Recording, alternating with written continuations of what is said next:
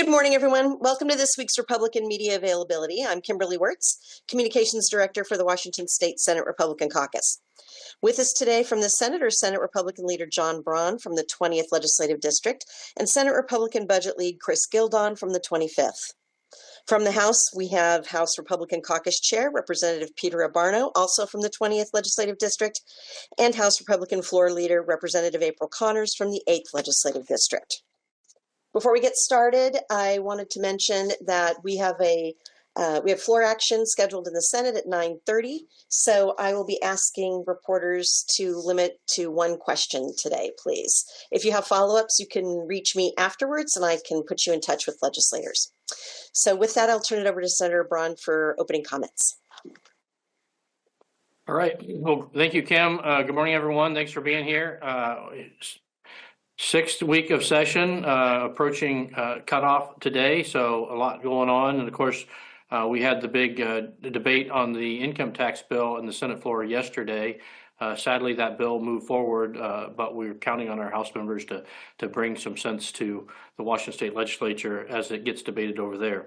I just want to highlight a couple things. One, we're still focused on affordability. That's what we continue to hear from folks around my district and around the state. Regular Washingtonians are having a tough time affording food, gas, housing, childcare, healthcare.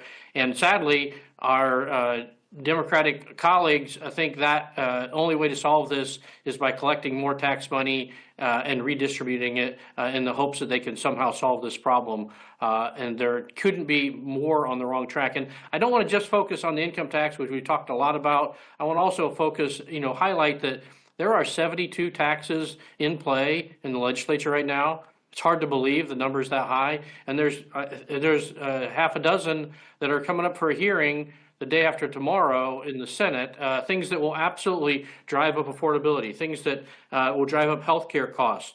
A cigarette vape tax that is illogical and has absolute racial undertones. We have another tax that will drive up prescription drug cost, one that will drive up costs for data centers and all the things that rely on data centers to make our economy go here in the state of Washington. Another one that will specifically go after startups here in the state of Washington. A key part of our economic growth and over the long term has been our ability to recruit high-tech startups to Washington. This bill would drive them out of the state.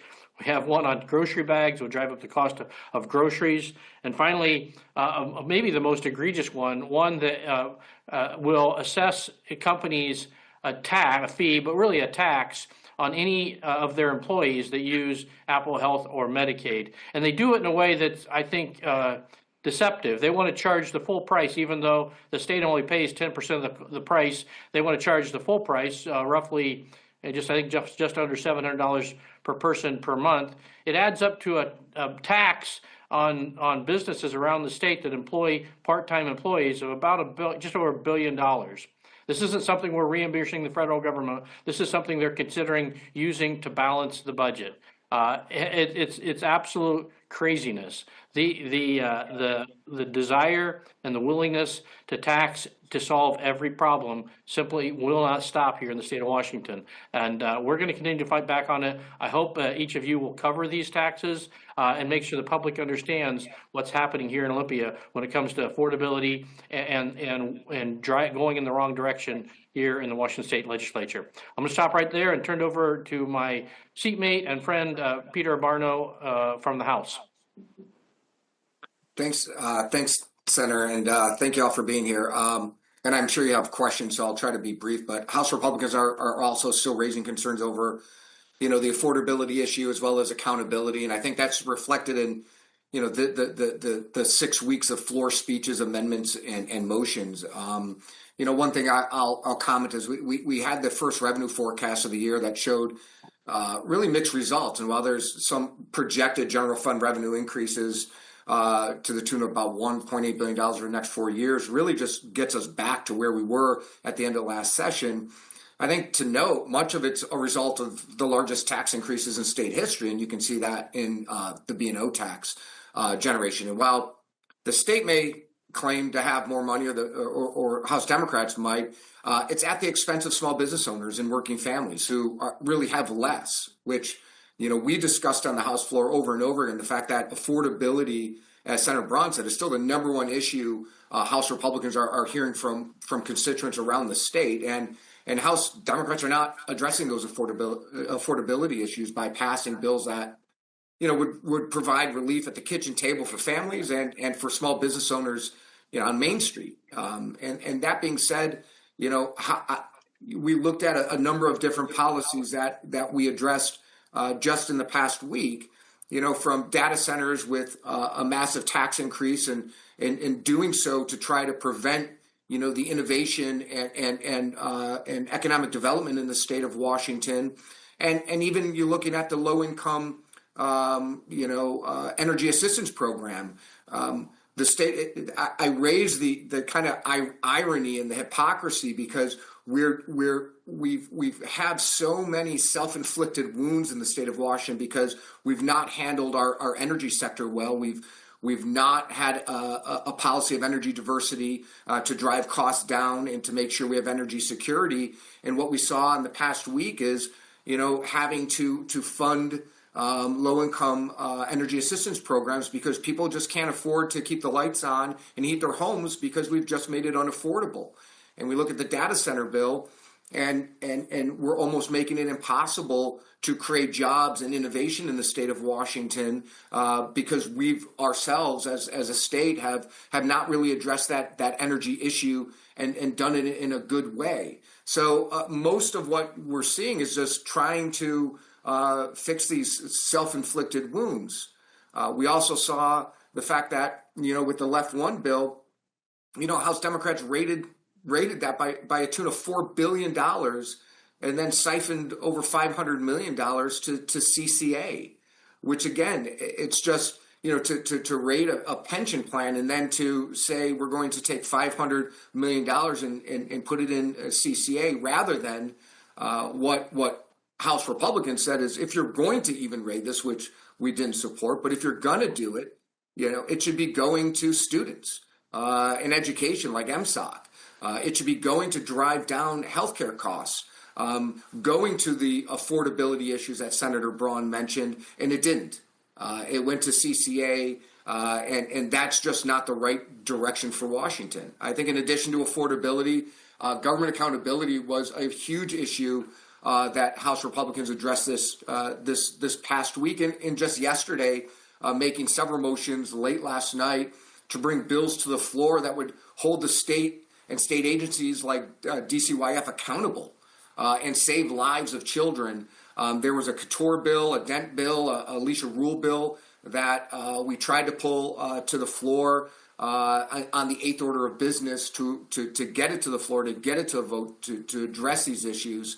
And just like the initiatives, those bills didn't get a hearing or a vote. And again, House Democrats voted against it. So today's cutoff, the last bill, we'll see what it's going to be when it gets gavelled at, 4:59. But the hope is that it's going to be a bill that actually addresses affordability and the concerns of Washingtonians. And I'm sure Senator Gildon and Representative Connors probably have more to say on that. Great. We'll go to questions then. We'll start off today with Mitchell Rowland from The Spokesman. Mitchell, go ahead. Good morning, guys. Obviously, the income tax bill passed out of the House or Senate yesterday and now heads to the House. The governor's holding a press conference this afternoon at 1 o'clock just to kind of give more insight on the current legislation. I was just wondering if there was anything in particular you were hoping to hear from him, or if there's anything you were hoping to hear from him this afternoon. Yes. Well, I'm hoping to hear he changed his mind. It's a bad idea for the state of Washington. That's what I'm hoping for. I don't expect to hear that. What I do expect to hear is that he's still unsatisfied with the amount of tax relief provided in the bill coming out of the Senate. I think there's a story this morning where he said that. I suspect that's what he may say this afternoon, although I have no specific knowledge. I haven't talked to him about it. But I hope he continues if we're going to do this, he pushes for more and more tax relief. The bill, as it comes out of the Senate, does almost nothing to reform the broader tax system. It simply gives a few special interests and some tax breaks, and then, oddly enough, a sales tax reduction on hygiene products. So I'm hoping he pushes for more tax relief. I would also add that, as Rep. Barno mentioned, with the revenue forecast that just came out, I would hope this would give him a reason to pause and reconsider his support of this income tax coming out. The other thing is, we see him out there talking to, the Sonics, wanting them to come back and be an NBA team here. And part of that income tax bill actually is charging our athletes who are participating in, and, we just had the Seahawks win the Super Bowl, and now we want to bring the Sonics back and then effectively have them be the athletes be taxed. And so I think there's a lot to talk about, but especially with that revenue forecast coming out, I think he should take a pause and reconsider. Okay, great. We'll move on to Carlene Johnson with Center Square. Go ahead, Carlene. Well, Rep. Barno kind of mentioned what I was going to ask about. I watched back the passionate debate on the House floor last night with Rep. Couture making those last-ditch efforts to pull those child welfare bills out of committee to a vote. I have reached out to Rep. Fitzgibbon to kind of explain what upset him so much, because he was pretty animated on the floor. But is there any way for any of you to characterize why Democrats have refused to hear Rep. Couture's bill or the other bills? Why they would be so adamant that the Keeping Families Together Act is still working when it obviously isn't? Do you have any sense of what that's all about? Because I can't wrap my head around it. Carlene, I think I struggle with that as well. But that is in addition to a number of other, I think, issues. Clearly, DCYF has significant issues. Clearly, families are in trouble. Children are in trouble. We've heard story after story about children dying, fentanyl use in the home, and DCYF being an inverted triangle, right? There's not enough people on the ground, not enough supervision. And there's a number of bills, both Republican and Democrat. As you know, one of the bills that we tried to address and talk about was Alicia Rule's bill, who's a Democrat, to really address that definition of imminent harm. And in response, House Democrat leadership want to talk about process rather than talk about the children and the deaths that we're seeing in homes. So I'm not going to try to get into the head of Representative Fitzgibbon. Obviously, hopefully he'll reach out to you and respond. But we are baffled as well when it's very clear. There's families in crisis, children are dying, there's a drug issue, mental health issues, and DCYF is not being a responsible government agency, and it's a real problem. Carlene, they also talk about that this was just a process motion and that we should go to their committee, it should be handled in the committee and go through the committee, but they're not taking accountability to actually handle it in the committee. They didn't bring two of those bills up for a hearing. They did one for Alicia Rules. We know that imminent harm, that factor, those words matter in the bill and the structure, and they're not being accountable for that. And we've watched kids in our own communities. I had a little girl in Kennewick who passed away because she was hungry and her parents were locked in the bathroom doing drugs, and she ate Skittle-colored fentanyl and died. And so, we are hearing story after story after story of kids dying from these overdoses, and the Ds they're not being held accountable, and they're not putting our bills through hearings that would actually solve the issue. So I think that is a bigger part of the problem as well. Thank you very much. Thanks, Carlene. Next, we will go to Jonathan Martin from the Washington Observer. Jonathan, do you have a question today? Yeah, good morning. I'm wondering we're right about it, second cutoff, and there's a ton of bills that are still active. Is there anything in the next, basically today, that you really are prioritizing trying to get through really would push for.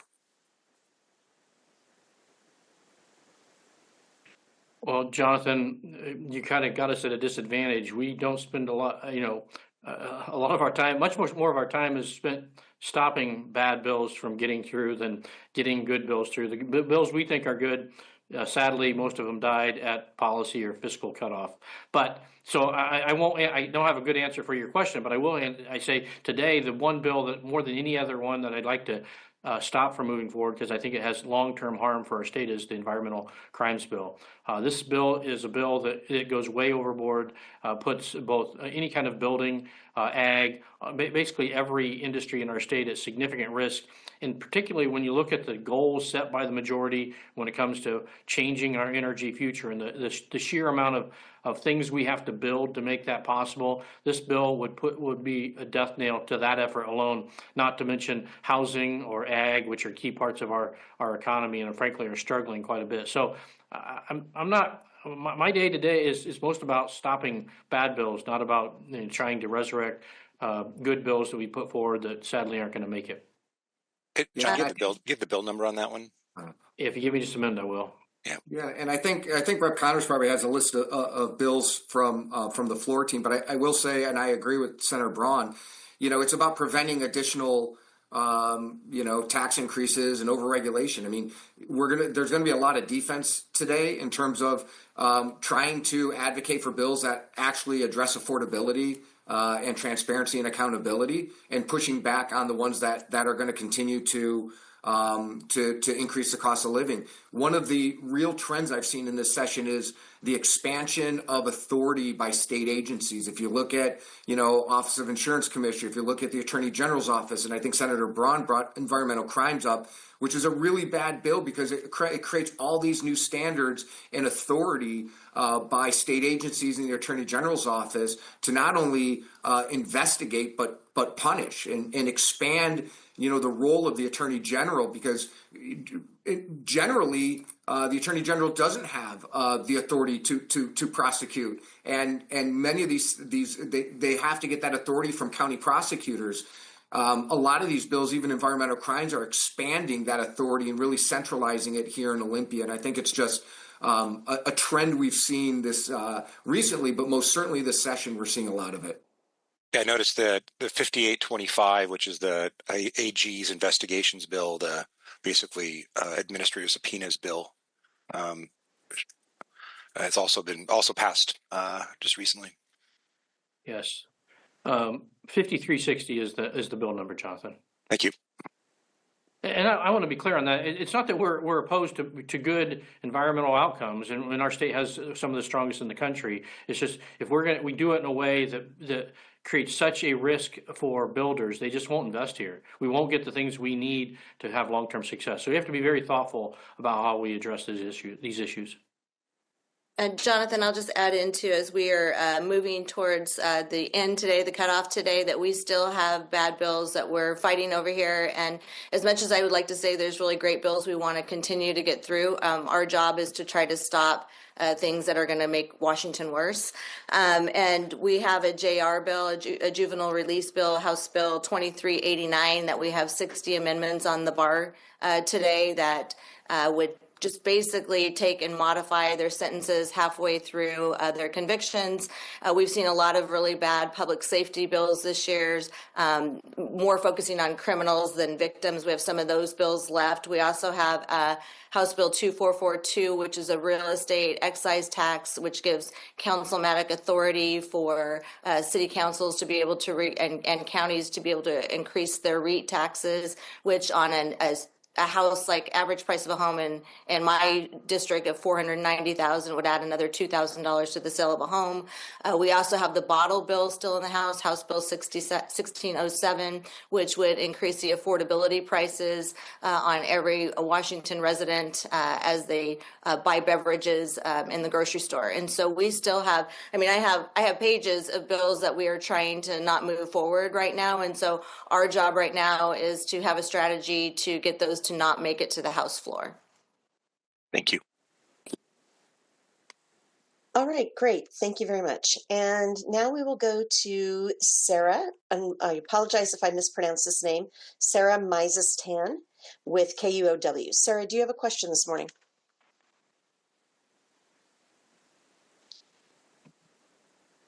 No? Okay. So I do have a question here from Drew Mickelson. He is asking if the House votes to pass the income tax bill, how do you hope that they amend it so the governor will sign it? I don't. I hope I amend it so he doesn't sign it. I mean, the intent is, I mean, look, I mean, even with bad legislation, sometimes you try to make it better. But as Senator Braun, I think, eloquently said, I mean, we need to be cutting taxes. We need to be providing relief. And Representative Connors also mentioned the revenue forecast. I don't think there's any need for it. If there's a appetite to change a quote unquote regressive tax system, you cut taxes for the people who can least afford it. You don't just keep adding taxes and layering them on. So our intention is not to try to create a good income tax that the governor will sign. We still think it's unconstitutional no matter what goes in front of the governor. Yeah, I would just say, we're strong. I'm opposed to the income tax on principle. I'm with the Constitution. I'm with the vote of the people. But if you wanted to do this thoughtfully and wisely, first of all, you wouldn't try and rush it in a 60-day session. You do it with a proper constitutional amendment. You'd look at things that really need, will help people. Significant reductions in property tax, significant reductions in sales tax. Eliminating, if you went to this, you don't want to eliminate the business and occupations tax. You want it to be broad-based instead of carving out, most individuals and large companies like this bill does. So I don't think this bill can be salvaged. But if you were going to do it the proper way, there's an entirely different way you'd go about this. And I would just add that, of course, our goal over here in the House is that bill dies in the House this year, and we'll do everything that we can to stop it. I think the voters have spoken in numerous ballot measures, and they've said we do not want an income tax in Washington State. We saw it last, I think, in 2010, where just one county said that they were for an income tax. And so I think as the voters become more educated as we move forward, that they will be with us on this issue and know that this income tax is not just going to hit wealthy people. It's going to eventually hit every single person in Washington State. And so I do feel like we'll have the voters with us on this side, and I do feel like we'll do some really good work over here in the House as it comes over here to help stop it. And I'll just tag on a little bit here is, I think people need to realize why this is being passed this year at a time when they're passing the largest income tax in this century, at a time when state revenues have never been higher. And we just had an economic and revenue forecast that came out really positive. So you've got to ask yourself, why are they passing it in this short 60-day session? In addition, like they said, it is literally tax layering. It's really laughable, the amount of tax reductions that are contained inside of this bill. If they wanted to actually fix the tax system and bring relief to middle income people and low income people across our state, we would be looking at a completely different bill right now. But the bill that's before us, it's paltry in what it does for reducing regressivity in our state. It's certainly unconstitutional, violates 95 years of precedent. It's undemocratic because it prohibits a referendum, and it's completely unnecessary because our budget, we can provide for the needs of the people within the means that we have available. And I don't think that it's very strong right now, actually. We had 3 Democrats join us in voting no yesterday. I've seen a couple of Republicans from the House that have voiced concerns over the bill.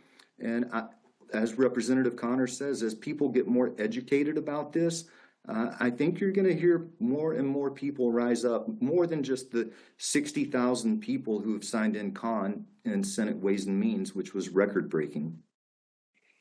Hey, I'm going to change my answer a little bit. If there's one thing that they could change, if it was going to go to the governor, it would be to take out the necessity clause. So this could go to a vote of the people in a referendum like it should. Terrific, thank you.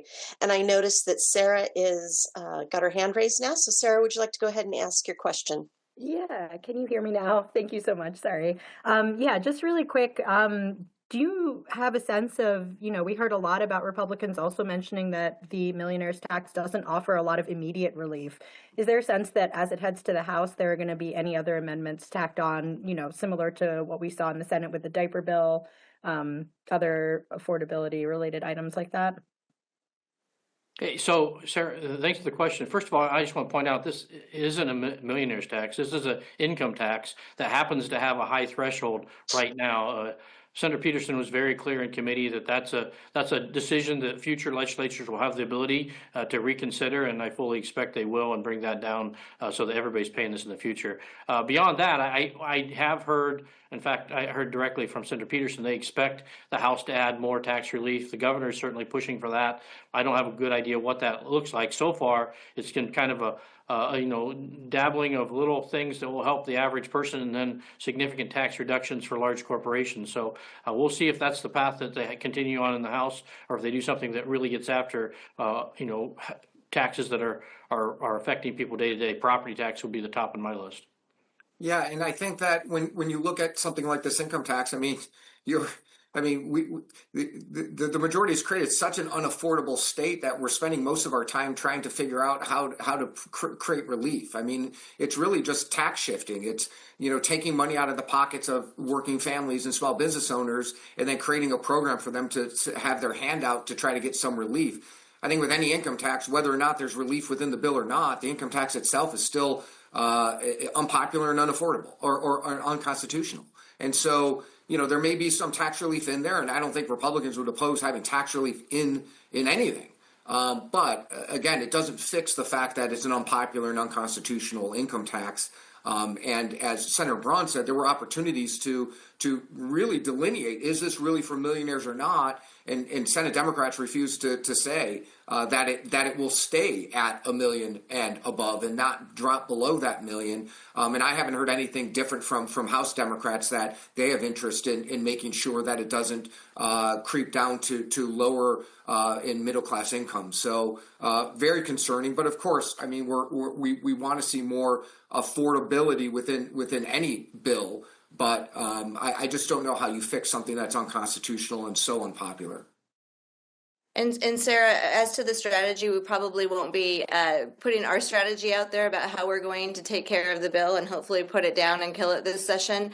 But I will say that I think that they're going to have a harder time passing the income tax in the House than they had in the Senate. So we will be working all angles over here to make sure that that doesn't happen. I just think they're going to have a harder time here. Great. Well, thank you, everyone, so much. We're going to cut it a little short today since we start floor action at 9:30. Senator Braun, would you like to give us some closing comments? Yeah, thanks, Kim. I'll be quick. I just want to thank everyone for being here and for the work you do to share what's going on in Olympia with folks around the state. It's really important, and I thank you for staying after it. One quick follow-up with Carlene. You talked about the child welfare bills in the House. I want to point out 5071, which passed with strong bipartisan support, would add fentanyl to the endangerment statute. That's a bill that's got out of one chamber, and we've sent it to the House, and sadly the chair there has stood in the way for I think 4 years in a row from that bill going forward. But at least it's still in the mix. It could come for a hearing in the next week and a half and move forward should the House Democrats decide they want to do something about the deaths of children across our state. So with that, I will cut it off. I got to go out to the floor. Thanks again for being here. Representative Barna, would you like to finish us off with a quick closing comment? No, I just want to thank everyone for being here, and thanks for the opportunity to listen to both of our the Senate and House Republican perspectives. Again, with cutoff coming in today, it's going to be hot and heavy. I mean, it's going to be pretty intense to see what we can do on the floor to provide affordability and push back from any more taxes and overregulation. And again, appreciate the questions and look forward to more conversations. Terrific. Thank you, everyone, so much. We'll see you next week.